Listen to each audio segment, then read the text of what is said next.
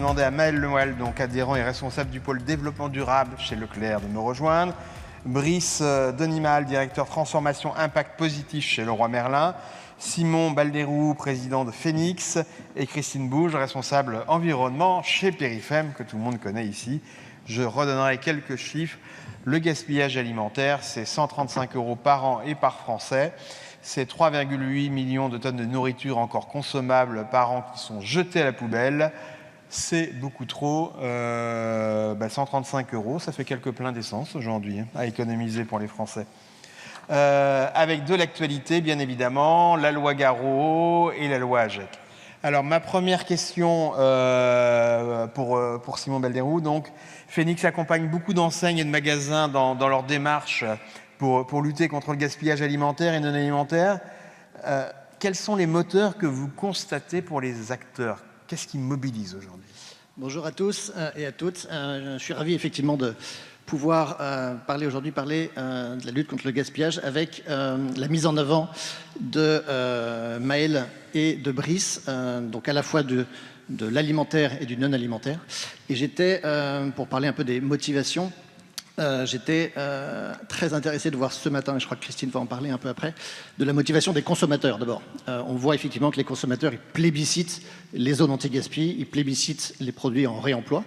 Et donc la première question, c'est pourquoi les consommateurs le plébiscitent. Donc il y a une façon optimiste de se dire que de plus en plus, les gens ont envie de consommation responsable, que les gens sont sensibles aux sujets environnementaux, que quelque part le gaspillage, c'est un non-sens total.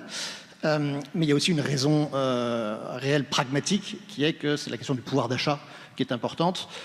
Dans le contexte inflationniste dans lequel on est, les consommateurs plébiscitent des produits qui sont un peu moins chers. Et donc, ça, c'est pour dire qu'il y a à la fois un sujet de responsabilité et il y a un sujet économique. Et donc, quand on regarde les acteurs de la grande distribution, je pense que le parallèle est vrai. C'est-à-dire que la grande distribution est de plus en plus sensible au sujet de responsabilité environnementale, de responsabilité sociale, mais il y a aussi un enjeu économique. Donc si je prends un peu de recul sur de quoi on parle, d'un point de vue environnemental, c'est évidemment un gâchis sans nom et des tonnes de CO2 qui sont perdues quand les produits sont gaspillés. C'est 16 milliards de pertes économiques pour la France, le gaspillage, rien que sur la partie alimentaire. Pour un patron de magasin, je pense que c'est très important d'avoir cette démarche de lutter contre le gaspillage aussi, parce que pour les salariés, c'est un crève-cœur quand on voit un produit qui est jeté à la poubelle. Et donc, c'est important pour le salarié de savoir que le magasin prend ça à cœur. Il y a un deuxième sujet qui est le sujet social, où rien que sur le gaspillage alimentaire, encore une fois, ce qui est gâché, il y a un tiers de la production mondiale de nourriture qui est gâchée. Ça, c'est valable dans tous les pays du monde. Alors, c'est pas que dans la grande distribution. La grande distribution est plutôt bon élève. Il y a 8% du gaspillage qui vient de la grande distribution. Le reste, c'est essentiellement dans les frigidaires ou dans l'assiette ou chez les producteurs, chez les industriels ou la restauration collective. En face de ça, et c'est ça qui a généré la création de Phoenix il y a 12 ans, il y a 5,6 millions de personnes en France qui sont inscrites au Resto du Cœur, qui sont inscrites à la Croix-Rouge, aux banques alimentaires, etc., au programme d'aide alimentaire. Donc il y a une responsabilité sociale extrêmement forte. Et pour les magasins qui sont des acteurs locaux extrêmement présents, je pense que c'est aussi une responsabilité très forte que prennent les magasins d'avoir la possibilité de redistribuer plutôt que de jeter à la poubelle à des personnes qui sont en situation de précarité. Mais une fois qu'on a dit ça, il y a aussi un sujet économique. La raison principale aussi peut-être pour les magasins, c'est un magasin, c'est une entreprise et bien gérer son gaspillage est un enjeu économique absolument essentiel et c'est beaucoup ici que se joue le bénéfice final de l'entreprise. On y reviendra un peu après, je vous donnerai quelques chiffres, mais c'est un élément essentiel de rentabilité des magasins. Et donc de quoi on parle quand on parle d'anti-gaspillage pour un magasin? C'est d'abord optimiser les commandes et les stocks, c'est ensuite savoir gérer les ventes en promo, notamment pour tout ce qui est date courte, et enfin c'est de revaloriser les produits qui n'auront pas réussi à être vendus même avec des promotions, et ça passe essentiellement par le don aux associations. Pour l'alimentaire, ça peut passer par de l'alimentation pour les animaux. Et donc on a tout un panel de solutions pour accompagner la grande distribution qui, depuis 15 ans, effectivement depuis la loi Garot, puis la loi AGEC en 2020, ont énormément progressé. Vous avez dit 16 milliards, j'ai fait tourner l'IA de LSA qui s'appelle LSA+. C'était mes 10 secondes de publicité. 20 milliards, c'est le marché de l'épicerie salée. Donc c'est quasiment l'équivalent de l'épicerie salée. C'est gigantesque. Christine, je crois que tu voulais compléter. Ça fonctionne, ouais. Ça fonctionne. Je voulais juste effectivement repréciser le chiffre. Tu as un peu fait mention à l'étude aussi qui a été présentée ce matin. 82% des personnes que nous avons interrogées dans le cadre de l'étude Périfem Opinionway recherchent donc une offre anti-gaspillage en magasin, 82%, et 48% une offre de produits issus du réemploi. Donc on est là plutôt sur les produits, ne pas gaspiller les produits non alimentaires, de la seconde main par exemple. Donc il y a effectivement une forte attente des consommateurs pour trouver ce type d'offre dans les magasins. Alors rentrons dans l'opérationnel, voir ce qui se passe dans les magasins. Maël, je commence avec toi. Comment se matérialise l'engagement dans ton enseigne et peut-être dans ton magasin? Tout d'abord, je suis très content de te retrouver, Yves, sur ce sujet, et je retire ma casquette vice-président Périfem et je redeviens adhérent Leclerc, donc patron de magasin. L'enseigne Leclerc, pour elle, c'est un mouvement qui est historique. C'est-à-dire qu'on a toujours été engagé dans les enjeux sociétaux. Michel Edouard nous le dit tous les jours, il faut qu'on fasse société. Et donc, le constat est clair, c'est que nos clients, nos consommateurs se rendent compte qu'ils ont besoin qu'on agisse. On ne peut plus se permettre d'être simplement dans la logique prix plein propre des magasins. Comme le disait Guillaume Darras, on doit être prix plein propre, mais on doit avoir cette petite voix qui nous dit derrière attention à la gestion des stocks. Et je sais que l'IA viendra nous aider, je sais que des prestataires et des partenaires comme Phoenix nous aident. Au niveau de l'enseigne, on a développé depuis 3 ans une stratégie que l'on a publiée sur l'anti-gaspi, en s'adossant sur des outils concrets. On parle beaucoup de concret aujourd'hui, et notamment le label anti-gaspi. Notre objectif, c'est que 50% des magasins Leclerc soient labellisés. On sait qu'actuellement, 51% des magasins qui le sont en France sont des magasins Leclerc. Donc on est plutôt bien placé. Et j'adore ce petit challenge entre collègues et entre confrères, parce que qu'on soit U, je voyais les collègues de chez U, je voyais les collègues de chez Carrefour, mais aussi Intermarché et Lidl, bien évidemment, il y en a d'autres. On est toujours en train de se challenger là-dessus, donc on avance. Ça doit être sympa, le bureau de toi avec Bertrand dans ces cas-là. Franchement, j'en profite, c'est un vrai clin d'œil, c'est un vrai plaisir de travailler avec Bertrand, et on essaie de faire avancer les choses, donc c'est formidable. On travaille aussi sur le développement... On ne voit pas Bertrand, mais je dirais aussi, on a cette volonté d'avoir des... Si on n'est pas labellisé, c'est d'avoir 100% de nos magasins qui proposent une offre anti-gaspi, que ce soit du stickage, que ce soit des lieux, des rayons ADDM dépassés. Et là, actuellement, on a 99% de nos magasins qui agissent en ce sens. On pilote aussi nos stratégies d'anti-gaspi avec des outils informatiques. On a notre prestataire interne qui se développe, qui nous propose des modules d'anti-gaspi pour gérer au mieux cette offre en magasin et que nos collaborateurs puissent travailler dessus. Et puis on met en place aussi des actions concrètes comme des paniers anti-gaspi, que ce soit avec Phoenix ou d'autres. Et un chiffre, l'année dernière, c'est 1,8 million de paniers anti-gaspi qui ont été vendus. Je rejoins ce qui a été dit, le consommateur est sensible, mais c'est aussi une question de pouvoir d'achat. Quand on voit, moi je le vois tous les matins dans mon magasin, j'ai des gens qui foncent au rayon anti-gaspi parce que c'est là qu'ils vont trouver des bonnes promos, c'est leur donner du pouvoir d'achat. J'aimerais qu'ils viennent que pour l'engagement, mais il ne faut pas se leurrer. Ils viennent là pour économiser aussi de l'argent. Et quand vous pouvez acheter de la viande à moins 30%, alors qu'elle a connu une inflation importante, voilà, c'est pour ça qu'ils viennent. Tu connais le vieux dicton du commerce, faites des prix bas, les pauvres en ont besoin et les riches adorent ça. T'as tout dit. Alors, j'ai envie de soit de pousser un coup de gueule, soit d'avouer mon ignorance. L'anti-gaspillage, on en entend beaucoup parler dans l'alimentaire. Je trouve trop peu, alors qu'il y a des choses qui se font, dans le non-alimentaire. Alors Brice, pour Leroy Merlin, expliquez-nous un petit peu comment ça se matérialise cet engagement dans votre enseigne. Tout à fait. Bonjour à toutes, bonjour à tous. On n'a forcément pas la même histoire et pas les mêmes problématiques que dans l'alimentaire. Et je vous avoue qu'à l'arrivée de la loi AGEC, en 2020, nos commerçants, nos logisticiens étaient plus occupés à sortir les commandes clients et passer vraiment cette vague de commerce qui était hyper forte pour nous, plutôt que de trier les déchets. Mais on a laissé passer la vague et on s'est vraiment engagé dans cette démarche, même chez nous, dans le non-alimentaire. Notre premier plan anti-gaspi date de 2022 et on a démarré avec quelque chose de très simple, par trier nos déchets. On s'est vraiment mis en route pour travailler notre taux de tri des déchets et outre l'engagement dans chacun de nos magasins, dans nos entrepôts, on l'a aussi mis dans l'incentive de nos collaborateurs, on l'a directement inscrit dans le partage de la performance qu'on partage tous dans l'entreprise. Et on a vraiment démarré en 2022 sur ce geste simple. Et au local, d'autres initiatives sont nées autour du don, autour du réemploi, qui nous ont permis en 2025 de lancer notre deuxième plan anti-gaspi de façon beaucoup plus intensive. On a aussi profité, il faut le dire, de ce besoin de rentabilité, d'efficience qu'on a tous sur notre marché en ce moment. Et le fait que ce soit un vrai levier d'efficience, ça parle vraiment à tous les commerçants de notre réseau. Ce deuxième plan anti-gaspi, on l'actionne autour de 3 leviers. C'est très simple, c'est très naturel. Nos motivations sont le réemploi et aussi la rentabilité de nos activités et de nos sites. Les 3 étapes sont les suivantes. Première étape, tous nos invendus, on va essayer de les réemployer, de les revendre en seconde vie. Deuxième étape, si on ne trouve pas preneur pour ces produits-là, autant les donner. Ça nous fait économiser des stocks, ça nous fait économiser des coûts de traitement de déchets, ça nous permet aussi de défiscaliser. Et si vraiment nos produits n'ont pas trouvé preneur, on va s'atteler à bien les trier. Donc c'est la démarche de notre dernier plan anti-gaspi et je peux vous dire que ces dernières années, avec peut-être le retard qu'on avait accumulé, on gagne entre 2 et 3 millions de résultats opérationnels à l'échelle de l'entreprise ces dernières années tous les ans.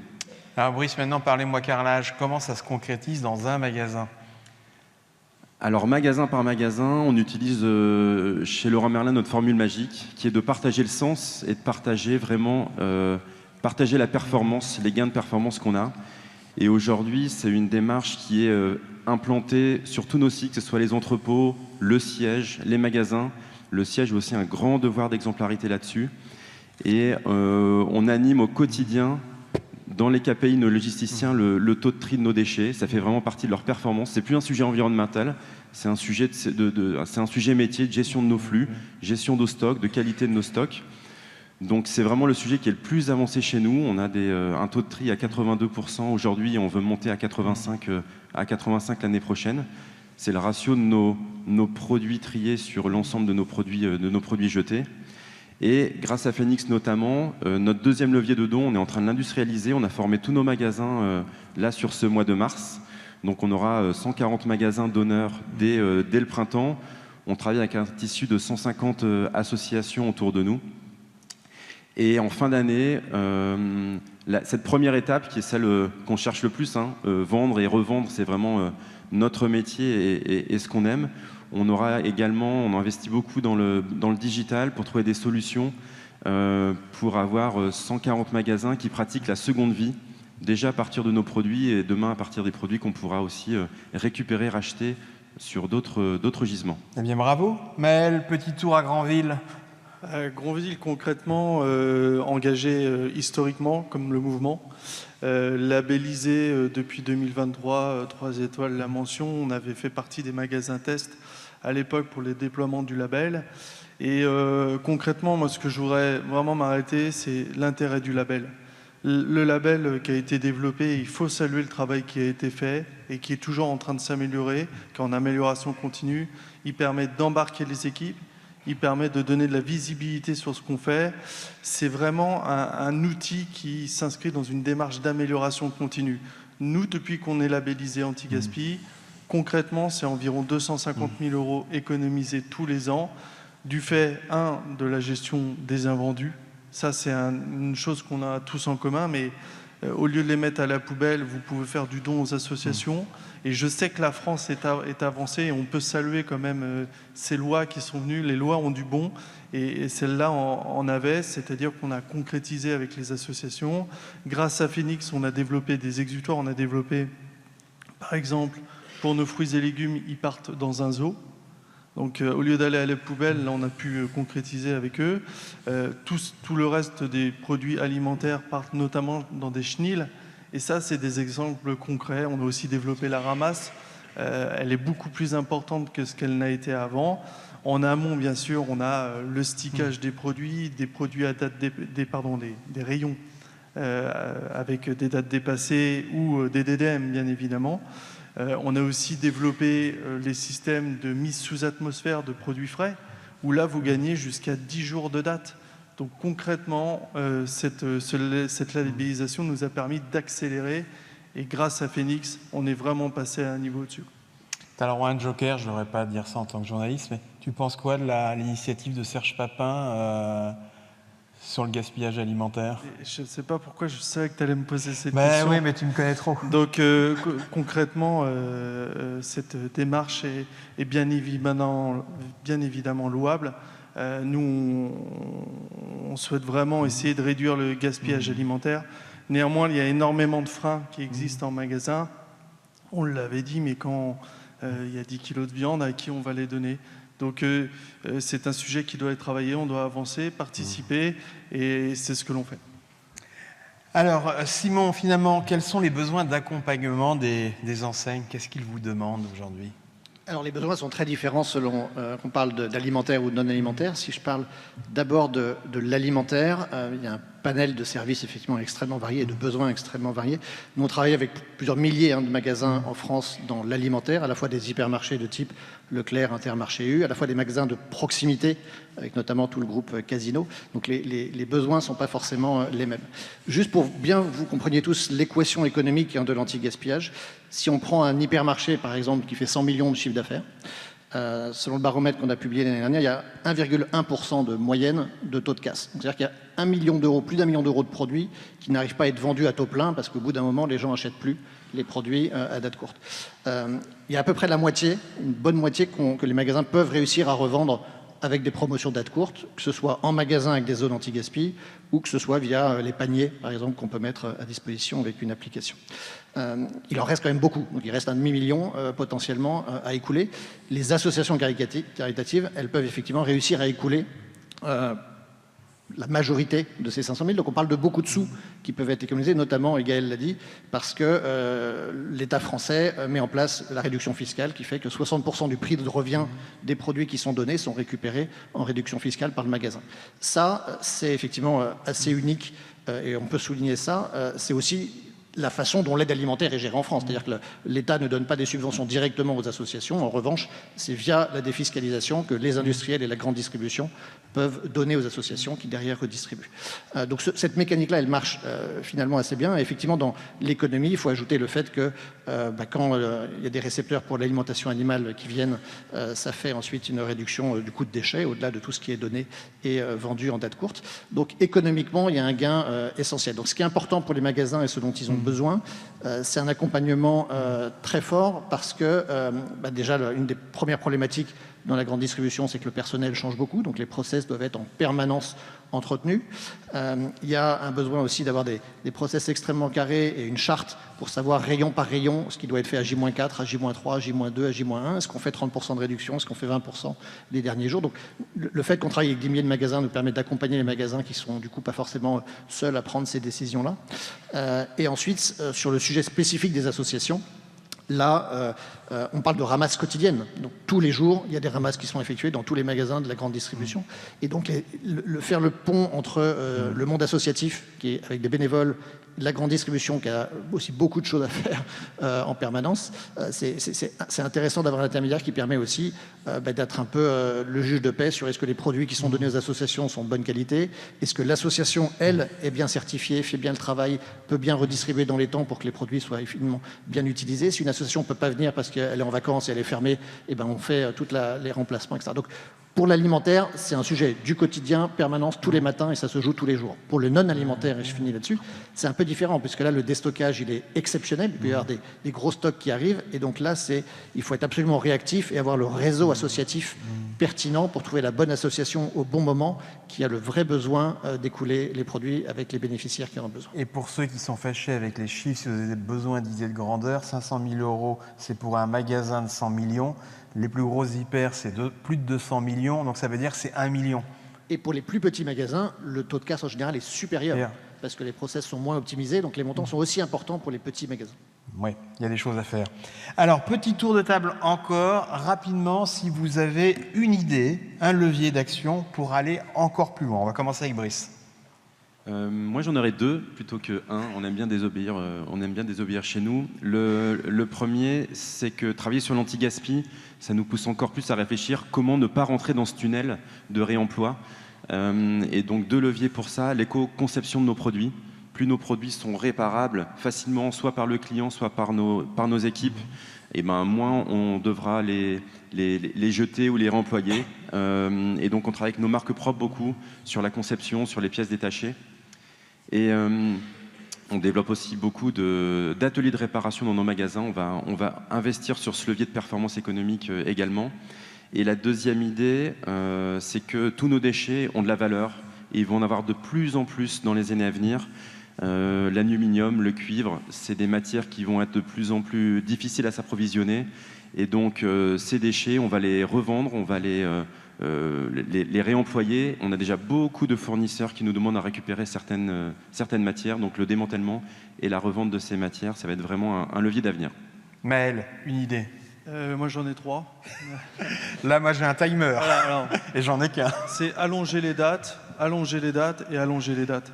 L'allongement des dates produits, c'est fondamental, c'est le cœur du business, c'est du confort client, c'est du pouvoir d'achat parce que ça évite de mettre les produits à la poubelle quand il est arrivé dans le frigo. Et c'est vraiment le sujet qui doit nous alimenter. Je pense qu'on a passé une étape vraiment importante en magasin. Il faut qu'en amont, on arrive auprès de nos partenaires industriels à faire allonger les dates. Fondamental. Un vrai débat, un vrai sujet, je suis d'accord. Simon, une idée? Je rebondirai sur ce qu'a dit Maël tout à l'heure sur le label anti-gaspi, qui est effectivement une formidable démarche d'entreprise. Et j'invite tous les magasins à se l'approprier parce que je pense que c'est une grande fierté pour les collaborateurs de l'obtenir. C'est très chronophage. Nous, on a accompagné la majorité des magasins qui l'ont obtenu aujourd'hui. Je dirais que ça serait bien que l'État en donne une visibilité encore plus forte. Donc ça serait la première chose. Et puis la deuxième chose, c'est je suis très curieux aussi de savoir ce que donnera l'initiative de Serge Papin sur le don aux salariés. En tout cas, nous, on est prêts à étudier le sujet, notamment avec notre application qui permet de tracer tout ce qui peut être donné. Je ne suis pas sûr que ça soit facile en pratique pour les magasins, mais en tout cas, je pense que c'est intéressant de regarder le sujet. Et Christine, pour terminer? Hyper rapidement, le CNAGA. Le CNAGA, c'est le Conseil national d'action contre le gaspillage alimentaire. C'est une idée qui a émergé des états généraux du gaspillage alimentaire qui a été à l'initiative de Guillaume Garreau cette année, qui a donné lieu à un agenda 2030. Et en fait, le CNAGA, l'idée, c'est d'organiser une instance où toutes les parties prenantes du gaspillage en France pourront se concerter pour ensemble trouver les leviers et mettre en place les leviers nécessaires pour améliorer la lutte contre le gaspillage. Okay. Eh ben, je continue à penser qu'on est sur l'optimisme aujourd'hui. Christine, merci. Messieurs, merci.